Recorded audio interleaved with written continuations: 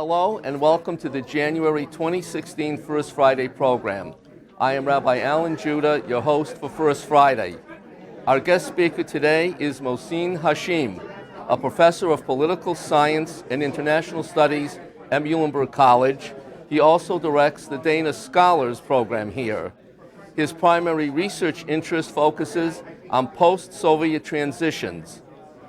Dr. Hashim is currently collaborating with Dr. Brian Mello on a project that investigates Islamist political mobilization in Turkey and Bangladesh. Dr. Hashim teaches courses on the political economy of development, globalization, democratization, and regime change in addition to Russian politics. He serves as the country manager for Bangladesh for the International Research Consortium Varieties of Democracy. Dr. Hashim also serves on the AP National Faculty Development Committee for Comparative Politics and Government. His work has appeared in Problems of Post-Communism, Communist and Post-Communist Studies, and Journal of Political Science Education. Dr. Hashim is the recipient of several teaching awards, including one for outstanding teaching in political science presented by the American Political Science Association and Pi Sigma Alpha. Dr. Hashim's topic today is Justice Without Equality, Thoughts on America's Footprint on the Global Political and Economic Disorder. Please give a warm welcome to Dr. Hashim. Thank you so much, Rabbi, for that kind introduction. So I've got an endorsement from a rabbi now. I need one from a priest and an imam and a monk, and then I'll be all set. I'll have to live a very long life to get all those. So I don't claim to have a moral authority to speak about issues of justice, but these are issues I think about when I teach and read on comparative politics and international relations. So I will at one point inundate you with some data, but there's a context for that when I talk about inequality. But before that, I just want to set the groundwork by saying something that I've noticed over the past 15 years of my teaching and doing research on political economy and post-Soviet transitions, and when I look at international affairs from an American perspective. I notice that we tend to have a primitive or somewhat uncomplicated understanding of a very complex relationship between capitalism and democracy. And I wanted to talk a little bit about that because having that lack of clarity on the nature of how capitalism and democracy interact leads us to misunderstand the complicated logic that often shapes state-market relations in the international and national arena. So I would like to briefly start by talking about these two relationships. Relationship between capitalism and democracy on the one hand, and states and markets on the other. And for the first set, the relationship between capitalism and democracy, something that I found very useful for my students is probably a 4-page in print, a lecture by a very famous political scientist called Gabriel Ammon. He delivered it to Russians on the eve of the collapse of the Soviet Union. And at that point, I was witnessing that collapse as a student and as an exchange student at Moscow State University. So you can imagine the context. They've rejected communism and this euphoric kind of expectation that we will join a community of like democratic and free market kind of a nirvana kind of sorts. And he kind of comes from America, and instead of delivering, yeah, sure, it'll happen, 3 baby steps, he says, I need to just talk about things, why things might not be as easy as you expect.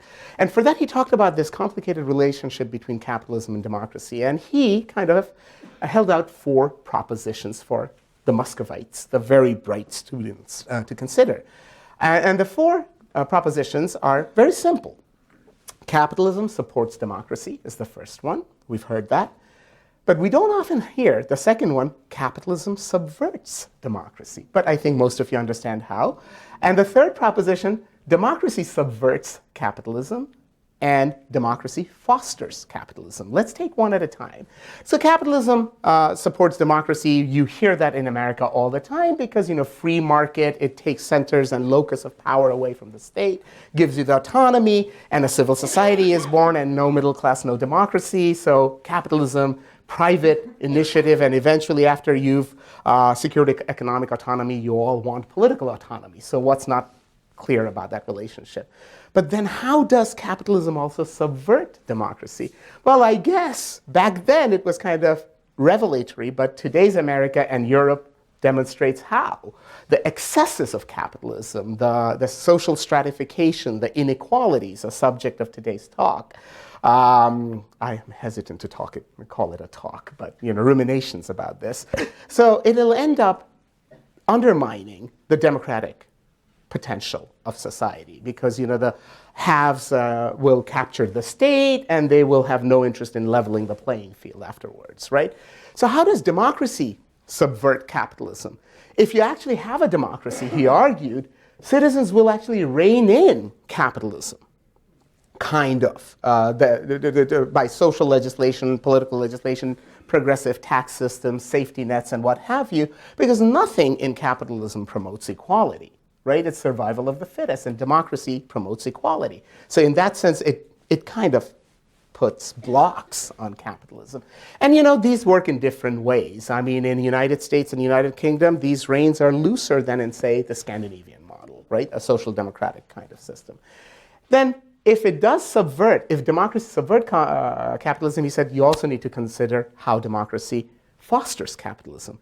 It's precisely reining in the excesses of capitalism through democratic control. He argues democracy can save capitalism from itself, like from being reckless and irresponsible. So by positing these four propositions, he said that things are not as simple. So it becomes very important at how the body politic manages this complex relationship between markets and states, capitalism and democracy. And different countries do it differently, right? And our focus at some level is how have we done on that front and how have we renegotiated the relationship between capitalism and democracy, especially since the Reagan-Thatcher era. So in the very modern, and what are the consequences in terms of, since the title is Justice Without Equality, and thoughts on America's footprint on the global political and economic disorder. So far, are you with me? So it's a complicated relationship. So the other set that we need to talk about, especially when we think about the international arena, the logic of the states and the logic of markets are also out of sync with each other. They are not completely aligned. They're actually not at all aligned. If you think of a logic of free market, capital roams the globe in search of profits, right? Capital is not very patriotic, right? I mean, it doesn't owe anything to a flag. It owns it to stock. At a particular place, you probably will see some Arab and Israeli billionaires perfectly cohabiting with each other in search of money, right? And it's a ruthless nature, right? It's highly mobile and all that. So it wants to maximize profits. So cheap labor in Bangladesh with the know-how from Hong Kong and something else, the market in the EU, it'll just be very fluid, right? No territorial loyalty. Logic of the states, on the other hand, it's every elected leader or even unelected leader who wants to ensure political longevity, wants to capture as much of the profits produced on his or her soil within the confines of that territory so that they have enough resources. So again, there's a tension between states want to capture the profits within, you see the movement of economic nationalism in the United States. American jobs, made in America and everything. Corporations are a little footloose, right? So that's another tension we need to talk about. So these are the two things I wanted to clarify at the outset. And the other myth that we have is nobody's in charge of capitalist markets. They're free markets. Free means no one's controlling it. This is just how it is. And revolutions in technology and communication have just warranted or mandated that capitalism has outlived the limitations and confines of the nation state because we produce so much. It's just gone global. It just happened automatically. And there's a myth, right? People actually who worship markets often don't understand that special laws and trade regimes and international organizations were set up to promote that type of footloose nature of capital, right? almost unpatriotic.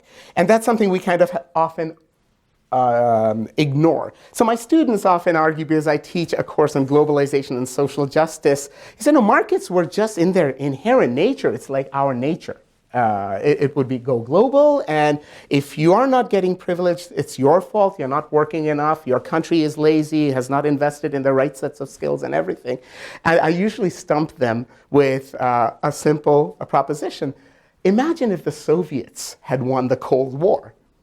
We would be experiencing a very different type of economic globalization. I usually ask, right, comrades? And they understand what we mean, because we would all be comrades at that point, right? And so I guess you have a point.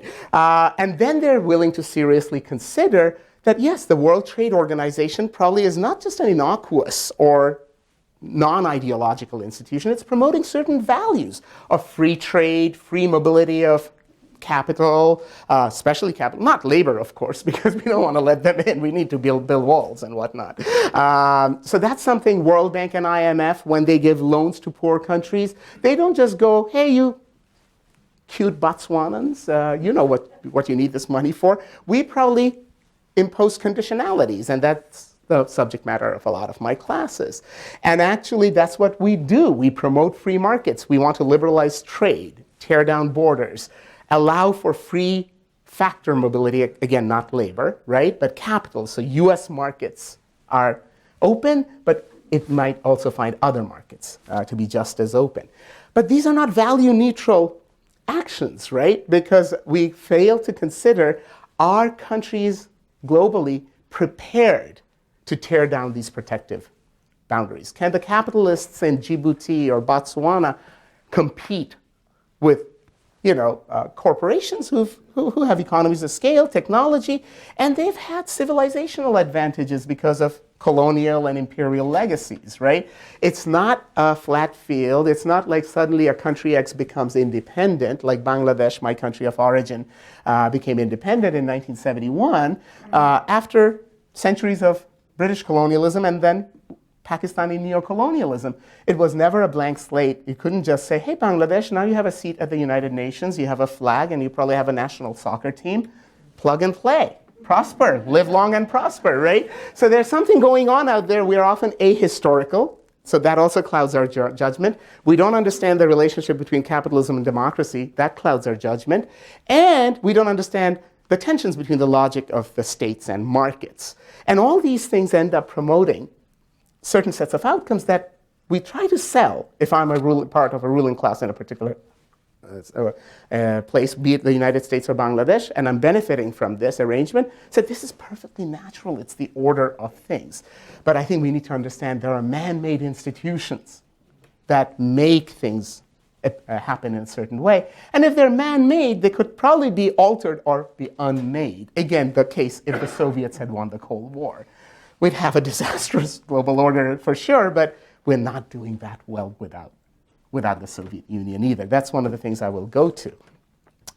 So when it comes to these economic policies that promote free trade and free markets, and we are the lone remaining superpower, so the context is America and its projection of its power and its values. So it's our values obviously get privileged over the values of the subaltern or whoever in the third world, because we pay the bill. The president of the World Bank is always an American because we have the majority share there. We allow a European Union member to be the head of the IMF or the International Monetary Fund. Clearly, we think they're civilized enough to be at the helm of that society, right? And very often what happens is we have this, what worked here must be good for them. Why reinvent the wheel? We've got these modules. You can compress time and develop fast. And often, with our taxpayers' money, over decades, we found these monies have not promoted development, economic, social, and more importantly, the human condition hasn't improved significantly in places where there's much need to improve human condition, right? Because we take a ahistorical stance on the one hand, and the other, it's very ethnocentric, right? Turns out, even economists have figured out that context matters. You can't just import Swedish institutions and transplant them in Tanzania and say, hey, that way, any newly independent country, I think East Timor not so long ago became independent, all that would be left for them was to Google up the best constitutions. Hey, look, separation of powers, Supreme Court made of marble. We have justice, right? It doesn't work that way. These institutions have to have local traction. That means local conditions matter, local culture, local history, and all that matters. And usually the blueprint we offer is a one-size-fits-all, a cookie-cutter approach. Because we are from a higher civilizational plan. We're just trying to save you. But it seems like we don't learn from this, you know? Even some progressive churches have learned from the old-style missionary that that's not how it works. Now we have a new model. We want to walk with you instead of like lead you. So on the economic, there's a messianic kind of thing. I don't know if many of you have heard of Joseph Stiglitz, the Nobel laureate, and Jack Gambino back there just joined, and he said, I bet you're going to bring him up. And I said, you bet I will. Yeah. So Joseph Stiglitz, by way of background, was chair of President Clinton's Council of Economic Advisors in the first term, went on to become the first vice president and lead economist of the World Bank. So very within establishment guy. I mean, this is not a socialist or a communist that we're talking about. Then, of course, wins an economics Nobel Prize for something. But while at the helm of the World Bank, he had access to so much data that the World Bank actually doesn't disclose. And that's really funny because scientists and academics want to replicate based on data, and data should be accessible. And a lot of the data they have is political, right? And he ran different economic models using these data over the last 40 years, and he ended up with a conclusion that this World Bank's policies to try to develop the world, and especially IMFs, who we seem to really despise, it's not just bad politics, it's bad economics. It's been a waste of taxpayers' dollars in the first world countries, and it actually hasn't helped them, and actually harmed them in many, many ways. Because especially since the Reagan-Thatcher era, a particular brand of capitalism has been promoted in this country, which everyone in political science actually calls them neoliberal, thinking that it's an Adam Smithian kind of free market capitalism. He calls that market fundamentalism, where real data that's coming in is not analyzed sufficiently because you're ideologically beholden to this worldview. So you just say, oh, you didn't develop? Because you're too corrupt, you're too backward, you're holding on to tradition, you're not shedding your tradition, you're not becoming Western enough. Imagine the hubris to tell countries who've already suffered at our hands, and British and French hands, and say, be like us. Like they have enough reason to trust us. So that market fundamentalism is also that ethnocentric blind that we suffer from. But more importantly, I want to talk to you about the people who say that markets are happening and playing out on their own without any human intervention. I use a book in my globalization class that I quite like, an Australian political scientist called Manfred Steger. He actually says to understand this neoliberal version of globalization, the free market, trade liberalization, privatization, and free factor mobility of sorts, he says there's an ideology. Not only is it not happening automatically, there's actually a core ideology behind it. And you know, ideology, when we understand ideology, if you call it an ism, right? Fascism, communism, Islamism, anarchism, and what have you. He calls that globalism. And he says that's the thing that has taken the stranglehold of power ever since, the New Deal was. We walked away from the New Deal for maybe good reasons, but this market fundamentalist, the markets or bust. If you remember Ronald Reagan's, what was his, government is not part of the solution, it's, no, I forget. It's part of the problem, right? And the 11 or 12 scariest words you can hear is hello, we're from the government and we're here to help you, or something like that. That kind of stuff. So it happened kind of, so the center left shifted right even in Europe. I mean, as Tony Blair kind of mimicked Bill Clinton's kind of, Clinton took the party more to the center and center right, socially liberal but fiscally conservative. So a lot of welfare commitments were undercut. But again, there's a strong economic argument or an ideological argument, especially from the conservatives. And actually, I wrote it down. I mean, I think American Enterprise Institute, I don't have it here, it makes you lazy, basically, right? It stifles innovation and entrepreneurship. But that's also a kind of a maximalist position. There must be something. So what we ended up undercutting, not just here, but globally, was significant or really critically needed investments in health, education, infrastructure, right? So human capital formation, and we're suffering from that here. So I just wanted to lay out these ideas out there first before inundating you with some data. I can always hide behind data. So, but this time I was just looking. What do you do when you try to find data? Is beyond academic articles, see what's out there on this thing called Google, right? So I Googled up, and one of the first things that came was Forbes. The whole wealth thing. They actually brought out their fabulous list of 400 richest Americans. I mean, the saints of sorts, right? And Institute of Policy Studies, a wonderful think tank, actually used that raw data to say what Forbes is not clearly telling you, but the data is absolutely out there. And I want to just, hopefully you'll stay with me. So I'm starting with America, because the list was 400 richest Americans. So America's 20 wealthiest people own more wealth than the bottom half of all Americans, okay? And this is not a socialist enterprise, it's Forbes that's telling us this. The top 400 that they listed there, they have a combined wealth of $2.34 trillion. And Forbes admitted that they probably are underestimating it because they couldn't quite capture the tax havens and the trust fund money that's out there, right? But that $2.34 trillion, that's more than what the bottom 61% of Americans have as wealth and assets. So that's kind of a disparity that's kind of big. We know government data suggests that over the last decade, in spite of the recession, a huge share, inordinate share of America's income and wealth gains has flowed to the top 1%. The nature of capitalism and investments and capital market flows have done that. And you've seen rage from the left and the right based on that. You've had the Tea Party movement and the Occupy Wall Street movement. And very often academics said, even the 1% doesn't quite tell you much enough. The real story is how the top 1% within that, the picture kind of breaks down. If you took the 0.1%, right? So that's the elite group of only 115,000 households in America. That group accounts, 0.1% of Americans account for 20% of all of US wealth. And in 1970s, that was 7%. So their share went from 7 to 20%. And in case you want to know if you're in that 0.1%, because I had to check, I was very close. The net worth, the threshold is $20 billion. I missed it. So the Institute of Policy Study, their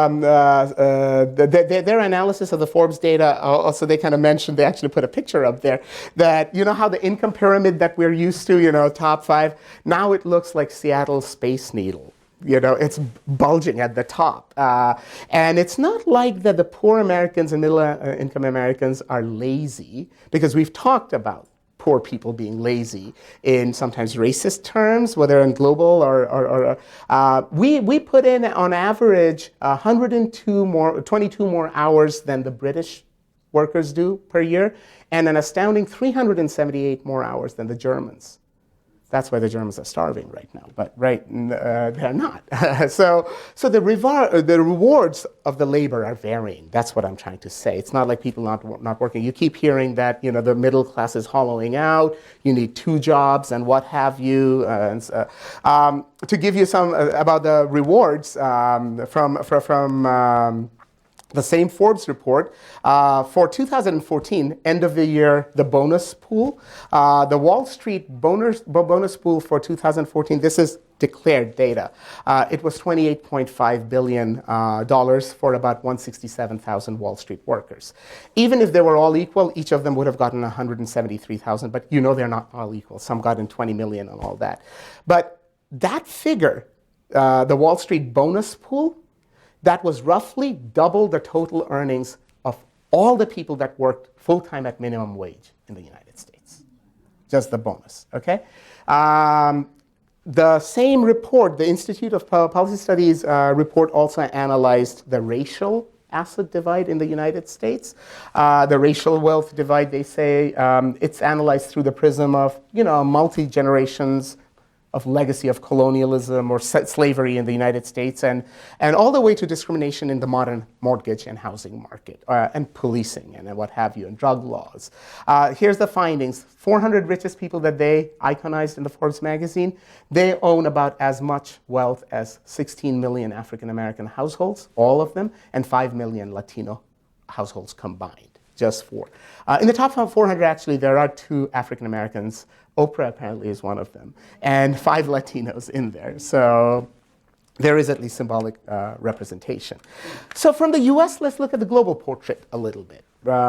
In 2000, the last comprehensive analysis, the new one's coming out soon, the UN one, was the richest 1% globally owned 40% of the global wealth. And in the richest 1%, a lot of Americans are there. You wouldn't find many Bangladeshis in there, maybe none. But an updated study that Credit Suisse, which is also not a left-wing organization, it's a big, they ran a report that the richest 1% at this point is nearly at 0.5% of the global wealth. And Oxfam kind of said next year they will have more than 50% of the global wealth. So there's inequities globally too, and I was trying to make a point because our values are being promoted through international organizations. That's ethos of that. You might have thought there was a moment in there after the 2008 recession where global inequalities and American inequalities kind of took a hit because the rich people lost a little, they were hurt, but they've rebounded, unlike the poor people who lost the houses, right? So in 2008, right after the recessions, I think we had 793 billionaires. Today we have 1,645. So they've doubled in number, right? With a total wealth of $6.4 trillion, right?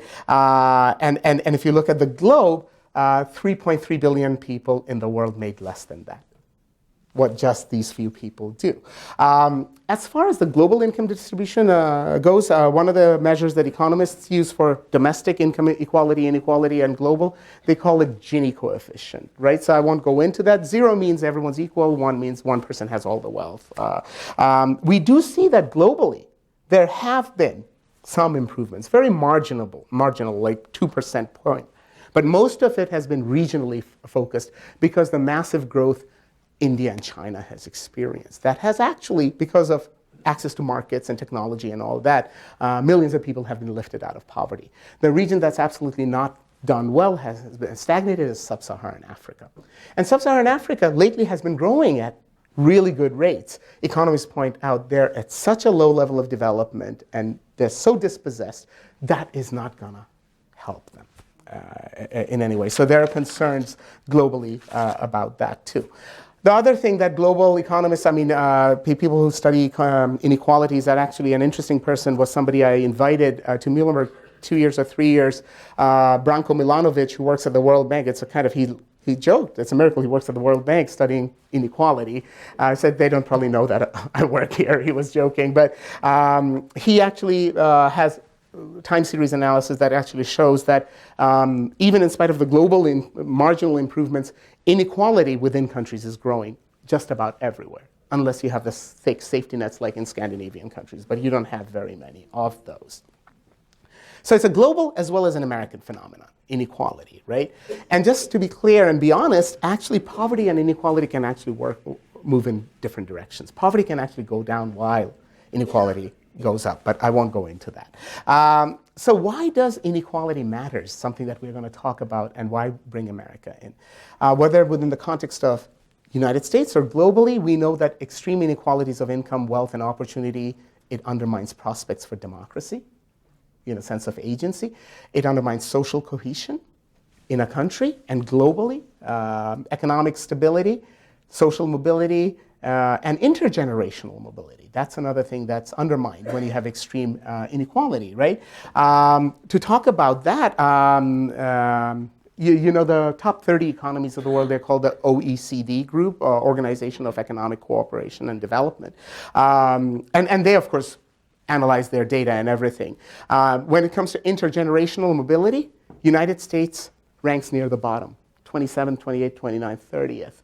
And I ask my students to talk about what happens to the myth of the American dream. Because, there's this kind of, narrative. My great-grandfather was a cobbler, then my father was a factory worker, then my dad was, and I am a Fortune 500 CEO. And you're hearing that the rebound generation going back home after college degrees now. So intergenerational mobility in the United States. A single largest predictor of someone's income today, a young person's income, is his or her father's income. Not family, not mother, nothing. Kind of depressing for my daughters, but that's something that's kind of important for us to understand. So too much inequality corrodes our democratic system and public trust.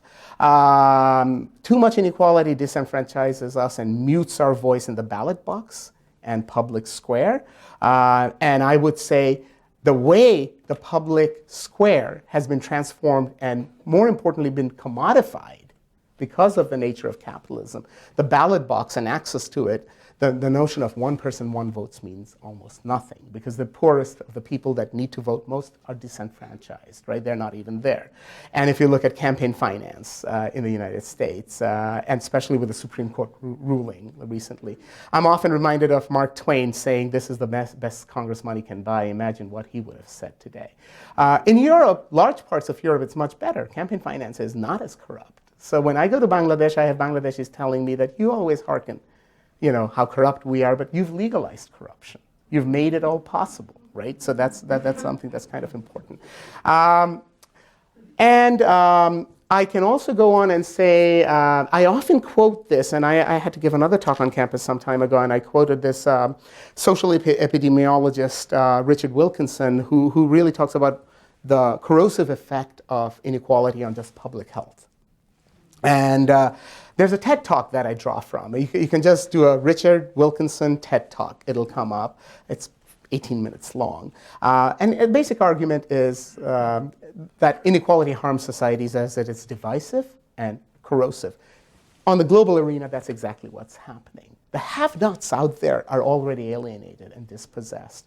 And that's where it becomes the ideal breeding ground for extremist kind of solutions, because there's no reasonable way for them to imagine a way out of their predicament, right? That's only one argument. But anyway, going back to Richard Wilkinson's study, he presents really nice graphs that he looks again in just the rich countries, the OECD countries, and plots the correlation between inequality. I mean, are you highly unequal or low? Sweden is less unequal than the United States.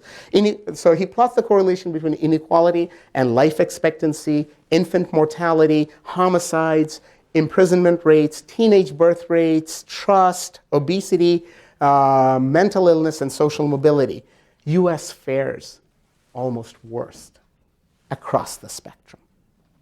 So we are the lone remaining superpower, leader of the free world. Things are not quite going well. And the intergenerational mobility I kind of talked about. So to talk about US in comparative perspective within the rich countries, because the countries we're leading, apparently, in 35 years ago, United States ranked 13th among all these OECD countries or industrialized countries, advanced industry, in terms of life expectancy. We were 13th.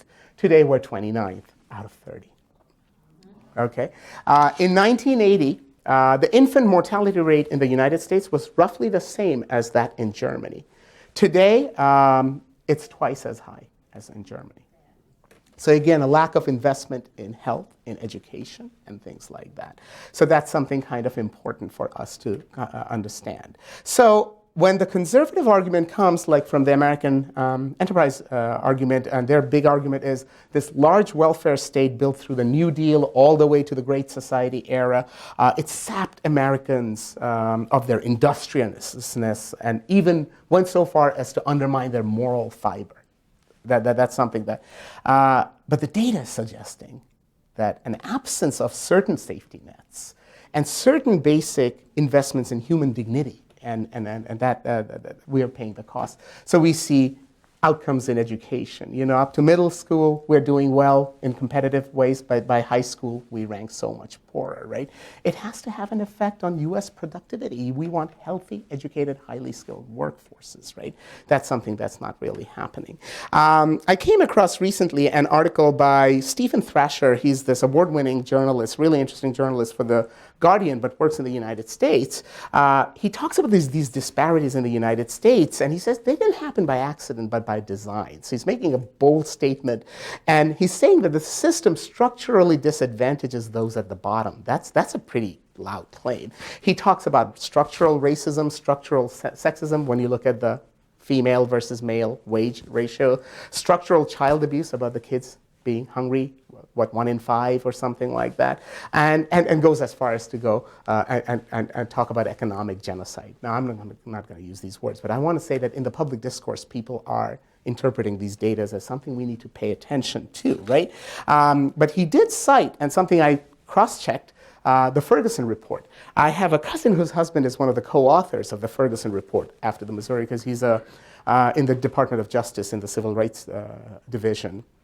Just got an award from the Attorney General. And that Ferguson Report, I actually looked it over, that section, found that in St. Louis County, Missouri, the average life expectancy ranges from 91 in the richest, whitest side to 56 in the poorest, blackest. The black and white there is kind of absolutely stark. U.S. Census data, government data showed in 2010 a 27.4% poverty rate for African Americans.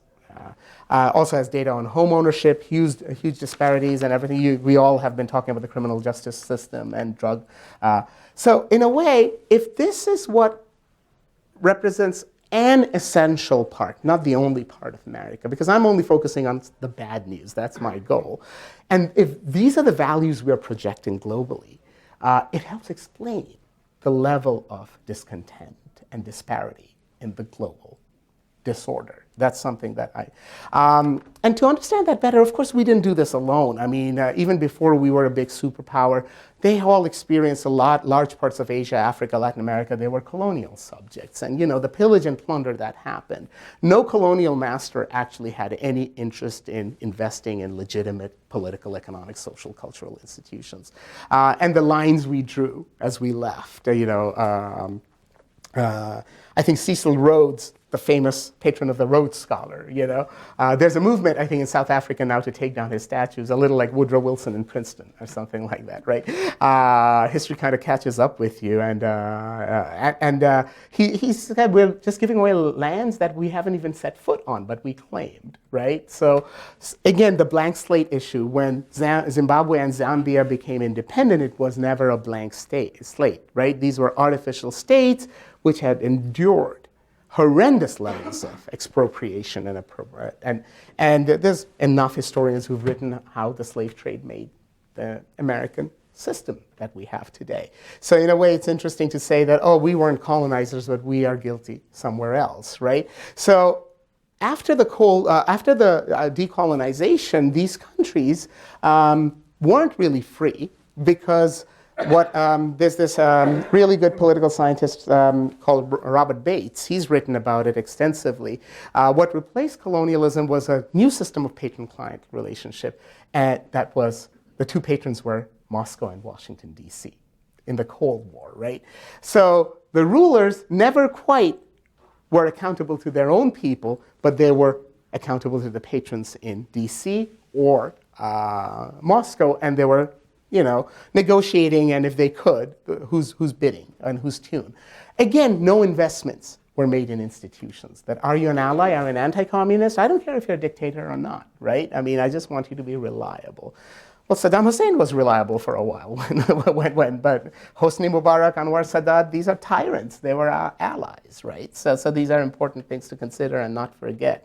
So this colonial tradition of weakening institutions continued in the post-colonial setting of the Cold War.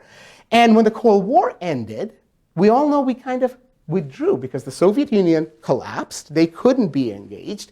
And it was a year when "It's the economy, stupid" was the slogan that got Bill Clinton It's time to bring America back home. And you've had movies made about Afghanistan. You had all these holy warriors that we used, and then we left them to fester in the soils of Afghanistan. And they morphed into Mujahideen, and then Mujahideen morphed into Al-Qaeda and something. But similar things happened. Tribalization kind of happened, right? Primordial kind of things happened in the absence of strong, robust state institutions and in the absence of national identity in many, many places, right? I mean, because these are artificial states. And we completely thought that we can just walk away from it all and yet claim a moral stance about leaders of this. So that's something that has happened. Reagan, towards the end of the Soviet Union, the democracy crusade. That was one of his projects. They toned it down. I said, crusade is a dangerous word. It's a loaded term. Let's not use that. And that's something that came. We've had the neoconservatives have been very strong, and anyone who's read the Project for the New American Century has a reckless messianic quality to it. But you can't promote democracy through the barrel of a gun. I mean, that's something, without taking local context, local balance of political forces and history and all these things put together. So in a way, my most recent paper that I'm working on is on, of course, Russia and a resurgent big bad Putin's Russia. And a part of it is, it's easy to demonize Putin, but we need to put it in the historical context on how badly we managed the post-Cold War order. We cashed in by expanding NATO and expanding EU without figuring out that there will be a backlash against it. While I was doing research for that, I actually found the father of containment policy, his op-ed in the New York Times in 92 or 93, who actually just predicted that it would be a revanchist, ultranationalist Russia eventually because of how peace was imposed on them. A little like Treaty of Versailles, right? I mean, you can exact revenge, but how much do you want that? Did it feel good for now, but what are the costs later? And we've seen the same thing with Iraq, Arab Spring. Suddenly we pull the rug off of Hosni Mubarak, who's been our ally. I'll never forget the New York Times big spread that during Arab Spring, one of the liberal protesters, young college kid with his iPhone on hand and whatnot, had a wet towel because of the tear gas, but he's holding on the tear gas. The tear gas actually says "Made in USA." I would think that we wouldn't put "Made in USA" there. How about skip that, even if it is "Made in USA"? Then, of course, we were all for democracy and sacrificed Mubarak, only to find that someone we don't like, with real roots in society, came to power, and then we displaced that, and we refused to call it a coup. But General Sisi's there. History is replete with our inconsistent kind of our relationship with Saudis or our entire Middle Eastern politics, and I'm not an expert, or Africa and something like that, right? So that's something that's kind of important for us to understand. Going back to the equality thing, before we maybe do some question and answers, I want to talk about something that why even the most strategically oriented, self-serving, hard-nosed realist should be concerned about global inequality. Have any of you heard of Jeffrey Sachs? I mean, he's always on TV, but he directs Columbia's Earth Institute. Now, Jeffrey Sachs is another interesting character. I mean, as a younger man, and I always joke with my students, I hated the young Jeffrey Sachs, and he would think because of he was such a market fundamentalist at some. I said, no, that's not it. I actually disliked him because he became a full professor at Harvard at 29. And the only thing I had going for me is that at least I had a childhood. He probably didn't have a childhood. But he had this about face and becomes this humanitarian, but a brilliant mind. He wrote a piece about 5-7 years ago, a very short piece, and he said, it's strategic significance of global inequality. And cites data like this. The world is messed up and really, and he says even the hard-nosed realist needs to think that's where state failure happens. That's where states collapse, and that's where terror can take root, and we have to pay a price there. It's because the terrorist networks are way well organized, and they like weak states within which they can operate with impunity. and use the cover of that country's marginal or nominal sovereignty to do this. And he was making this, even if you don't care, pay attention that maybe we need to help make the necessary public investments in health, education, and to improve the conditions, the human condition in places. Nowhere out there do they expect to live like us overnight, but they want some hope for the future. They live in a situation where it's hopeless, and all they see are perverse manifestations of our gluttony and narcissism, and they don't see all the good that we can and do.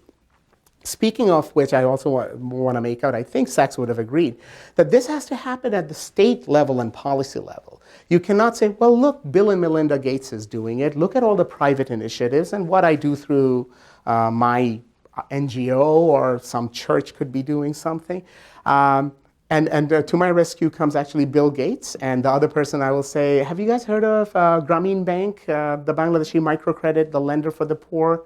So a Nobel laureate also, he gives, the organization gives money to assetless women, and it's been doing phenomenal, So both Muhammad Yunus, a Nobel laureate, and he's an economist, and Bill Gates, the richest guy in the world, have both said, if you think we are a substitute for well thought out public policy at the international level, you are absolutely wrong. We are Band-Aid measures compared to what needs to be, even if he spends billions in there. So it has to be a public commitment and a public discourse that we're not having. And my goal of pointing out the horrendous statistics regarding inequality is to make us at least, or make you maybe at least consider that it is at least as plausible as a threat as ISIS is. This is from the inside, a cancer that's corroding us that we need to consider. No one is trying to treat ISIS as a benign force. Absolutely not. But actually addressing this internally and globally will probably be a more effective check, because there's an ideology that counts on these festering situations, and we need to kind of make a public commitment to that. And that's a discussion that's not happening in America, because you can look at this presidential election race. It's absolutely absent.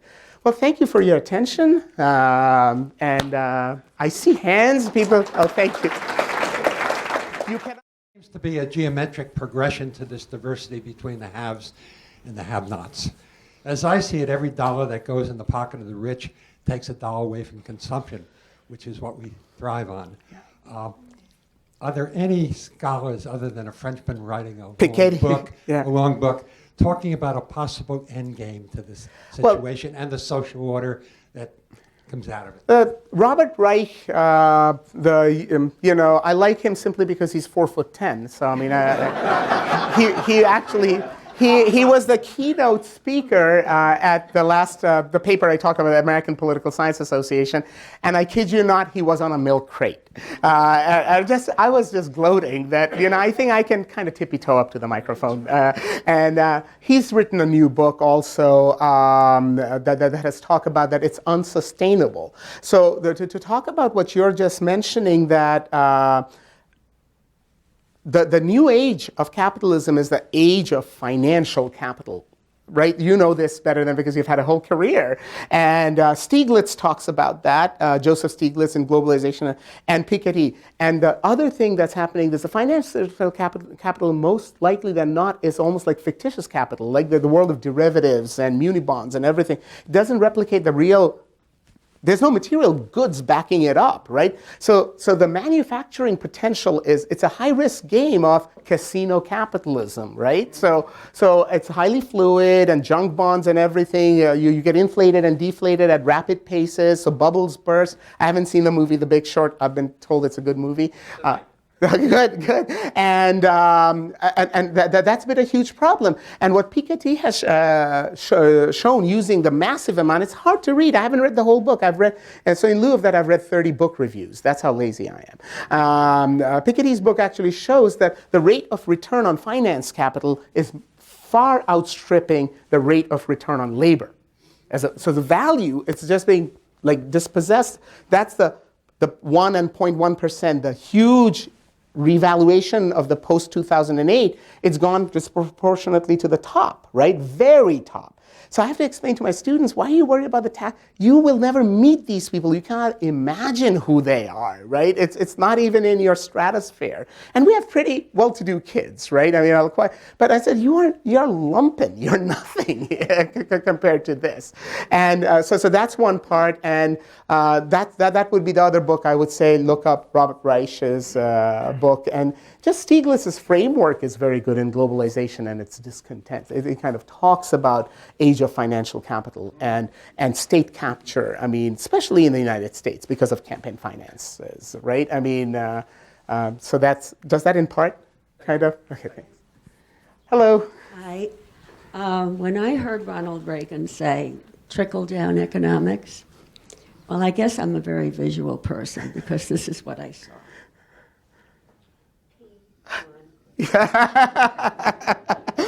or like my friend says, that's justice, but just us, right? So that kind of thing, right? Yeah. Well, you know what? We're not a democracy. That's a misnomer. We're a corporatocracy.